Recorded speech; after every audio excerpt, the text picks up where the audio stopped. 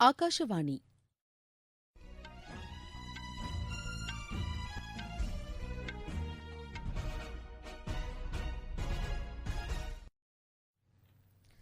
செய்திகள் வாசிப்பவர் மிருதுலா. தலைப்புச் செய்திகள்: பிரதமர் திரு நரேந்திர மோடி பூட்டானில் ரூபே அட்டை திட்டத்தின் இரண்டாவது கட்ட செயல்பாடுகளை அந்நாட்டு பிரதமர் திரு லோட்டே ஷெரிங்குடன் இணைந்து காணொலி வாயிலாக இன்று தொடங்கி வைக்கிறார்.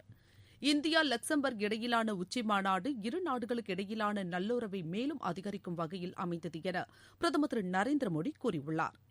வந்தே பாரத் திட்டத்தின் வாயிலாக இதுவரை 30,90,000 இந்தியர்கள் பல்வேறு நாடுகளிலிருந்து தாயகத்திற்கு அழைத்து வரப்பட்டிருப்பதாக வெளியுறவு அமைச்சகம் தெரிவித்துள்ளது. பருவநிலை மாற்ற சவாலை எதிர்கொள்ள எரிசக்தித் துறையில் குறைந்த செலவில் திறன் வாய்ந்த தொழில்நுட்பங்களை உருவாக்க வேண்டியது அவசியம் என்று மத்திய சுற்றுச்சூழல் துறை அமைச்சர் திரு பிரகாஷ் ஜவடேகர் கூறியுள்ளார். தூய்மை இந்தியா இயக்கத்தின் வாயிலாக நாட்டில் திறந்தவெளி கழிப்பிடங்கள் இல்லாத நிலை உருவாக்கி வருவதாக ஜல்சக்தித்துறை அமைச்சர் திரு கஜேந்திர சிங் ஷெகாவத் தெரிவித்துள்ளார். இனி விரிவான செய்திகள்.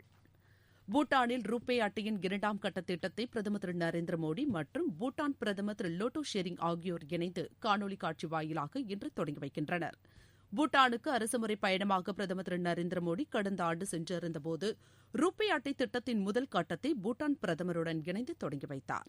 ரூபே அட்டை திட்டம் பூட்டானில் செயல்படுத்தப்படுவதன் மூலம் பூட்டான் முழுவதிலும் உள்ள ஏடிஎம் மையங்கள் மற்றும் விற்பனை முனையங்களை இந்தியாவிலிருந்து பூட்டானுக்கு செல்பவர்கள் பயன்படுத்த முடியும்.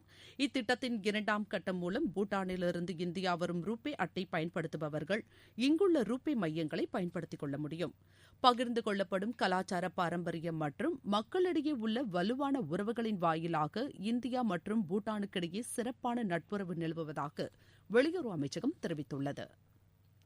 இந்தியா லக்சம்பர்க் உச்சிமாநாடு இரு நாடுகளுக்கு இடையிலான நல்லுறவை மேலும் அதிகரிக்கும் வகையில் அமைந்தது என பிரதமர் திரு நரேந்திர மோடி கூறியுள்ளார். இது தொடர்பாக அவர் வெளியிட்டுள்ள டுவிட்டர் பதிவில், லக்சம்பர்க் பிரதமர் திரு சேவியர் பெட்டலுடன் நடைபெற்ற காணொலி வாயிலான உச்சிமாநாட்டில் பங்கேற்றது மகிழ்ச்சி அளிப்பதாக கூறியுள்ளார். பல்வேறு துறைகளில் ஒத்துழைப்பை அதிகரிக்க இந்த உச்சிமாநாட்டில் முடிவு செய்யப்பட்டதாக அவர் கூறியுள்ளார்.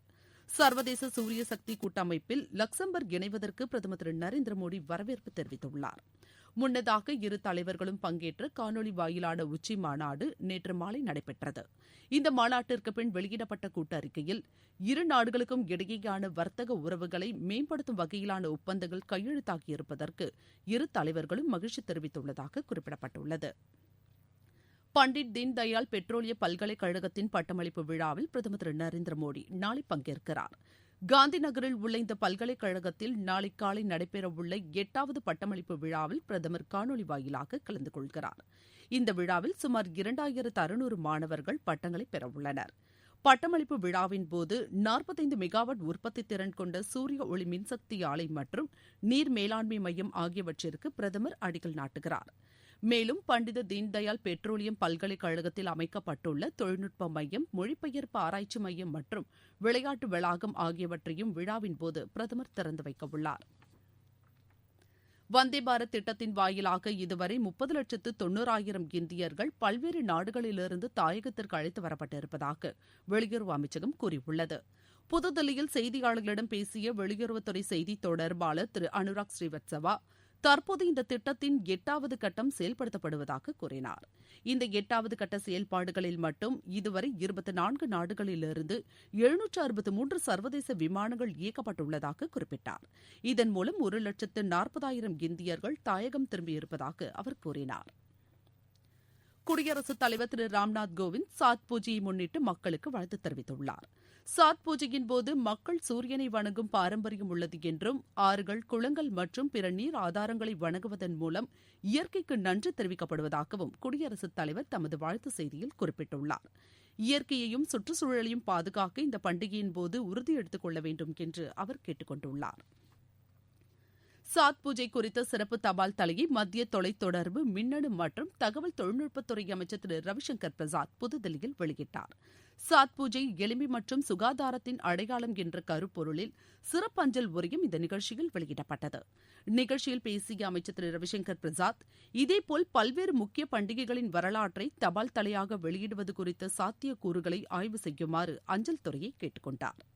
நீங்கள் கேட்டுக்கொண்டிருப்பது ஆகாஷவாணியின் செய்தி அறிக்கை. கோவிட்-19 எதிரான போரில் நமக்கான 3 கவசங்கள். முகக்கவசம் அணிவோம், தனிநபர் இடைவெளியை கடைபிடிப்போம், கை மற்றும் முக சுத்தம் பராமரிப்போம்.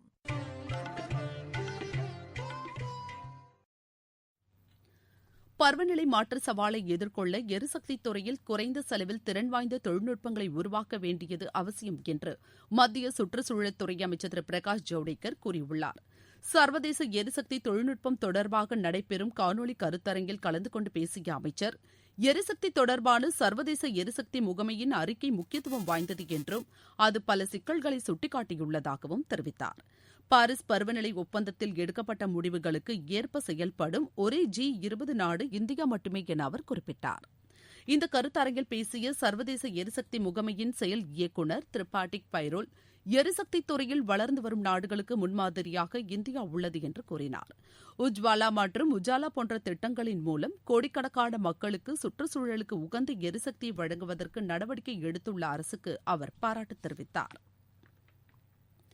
தூய்மை இந்தியா இயக்கத்தின் வாயிலாக நாட்டில் திறந்தவெளி கழிப்பிடங்கள் இல்லாத நிலை உருவாகி வருவதாக ஜல்சக்தித்துறை அமைச்சர் திரு கஜேந்திர சிங் ஷெகாவத் கூறியுள்ளார்.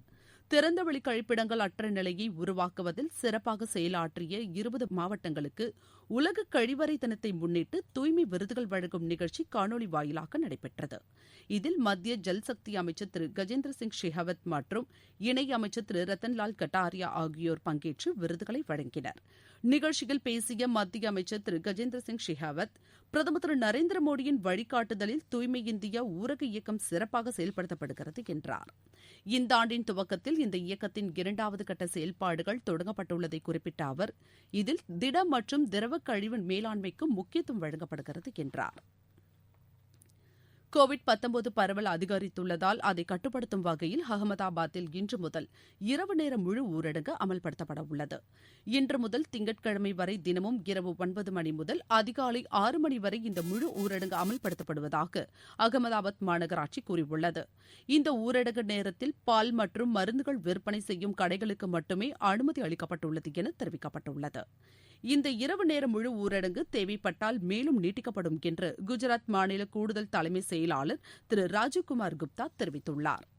இதனிடையே குஜராத்தில் பள்ளிகள் மற்றும் கல்லூரிகள் வரும் 23ஆம் தேதி முதல் திறக்கப்படும் என ஏற்கனவே அறிவிக்கப்பட்டிருந்த நிலையில் தற்போது அதற்கான உத்தரவு ரத்து செய்யப்படுவதாக குஜராத் அரசு கூறியுள்ளது. ராணுவத்துக்கு சொந்தமான நிலங்களின் ஒட்டுமொத்த நிர்வாகத்தை மேம்படுத்தும் விதமாக நில நிர்வாக அமைப்பு ஒன்றை பாதுகாப்புத்துறை அமைச்சகம் தொடங்கியுள்ளது. இதற்கான இணையதளத்தை ராணுவ உயர் அதிகாரிகள் முன்னிலையில் பாதுகாப்புத்துறை அமைச்சர் திரு ராஜ்நாத் சிங் தொடங்கி வைத்தார். மேகாலயா மாநிலத்தில் ஒருங்கிணைந்த போக்குவரத்து திட்டத்தை செயல்படுத்துவதற்காக மத்திய அரசு, மேகாலயா மாநில அரசு மற்றும் உலக வங்கிக்கு இடையே $120 மில்லியன் கடன் ஒப்பந்தம் கையெழுத்தாகியுள்ளது. இந்த ஒப்பந்தத்தின் மூலம் மேகாலயா மாநிலத்தின் போக்குவரத்து துறை நவீனப்படுத்தப்பட்டு மேம்படுத்தப்படும் என்று தெரிவிக்கப்பட்டுள்ளது.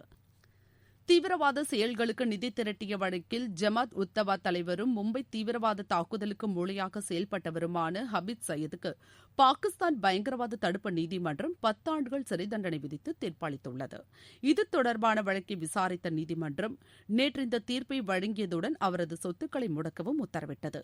பல முக்கிய தீவிரவாத தாக்குதல் வழக்குகளில் தேடப்பட்டு வந்த அவரை சர்வதேச பயங்கரவாதி என அமெரிக்கா அறிவித்ததுடன் அவரை பற்றி தகவல்களை வழங்குபவர்களுக்கு $10 மில்லியன் பரிசு தொகை வழங்கப்படும் எனவும் அறிவித்திருந்தது. இருப்பினும் அவரை கைது செய்ய பாகிஸ்தான் அரசு தொடர்ந்து மறுத்து வந்த நிலையில் சர்வதேச அளவில் தொடர்ந்து நெருக்கடிகள் அதிகரித்ததால் கடந்த ஆண்டு ஜூலை மாதம் அவரை பாகிஸ்தான் பயங்கரவாத தடுப்பு படையினர் கைது செய்தனர். மீண்டும் தலைப்புச் செய்திகள். பிரதமர் திரு நரேந்திர மோடி பூட்டானில் ரூபே அட்டை திட்டத்தின் 2வது கட்ட செயல்பாடுகளை அந்நாட்டு பிரதமர் திரு லோட்டோ ஷெரிங்குடன் இணைந்து காணொலி வாயிலாக இன்று தொடங்கி வைக்கிறார். இந்தியா லக்சம்பர்க் இடையிலான உச்சி மாநாடு இரு நாடுகளுக்கு இடையிலான நல்லுறவை மேலும் அதிகரிக்கும் வகையில் அமைந்தது என பிரதமர் திரு நரேந்திர மோடி கூறியுள்ளார். வந்தே பாரத் திட்டத்தின் வாயிலாக இதுவரை 30,90,000 இந்தியர்கள் பல்வேறு நாடுகளிலிருந்து தாயகத்திற்கு அழைத்து வரப்பட்டிருப்பதாக வெளியுறவு அமைச்சகம் தெரிவித்துள்ளது. பருவநிலை மாற்ற சவாலை எதிர்கொள்ள எரிசக்தி துறையில் குறைந்த செலவில் திறன் வாய்ந்த தொழில்நுட்பங்களை உருவாக்க வேண்டியது அவசியம் என்று மத்திய சுற்றுச்சூழல் துறை அமைச்சர் திரு பிரகாஷ் ஜவடேகர் கூறியுள்ளார். தூய்மை இந்தியா இயக்கத்தின் வாயிலாக நாட்டில் திறந்தவெளி கழிப்பிடங்கள் இல்லாத நிலை உருவாக்கி வருவதாக ஜல்சக்தித்துறை அமைச்சர் திரு கஜேந்திர சிங் ஷெகாவத் தெரிவித்துள்ளார். இத்துடன் இந்த செய்தி அறிக்கை நிறைவு பெற்றது.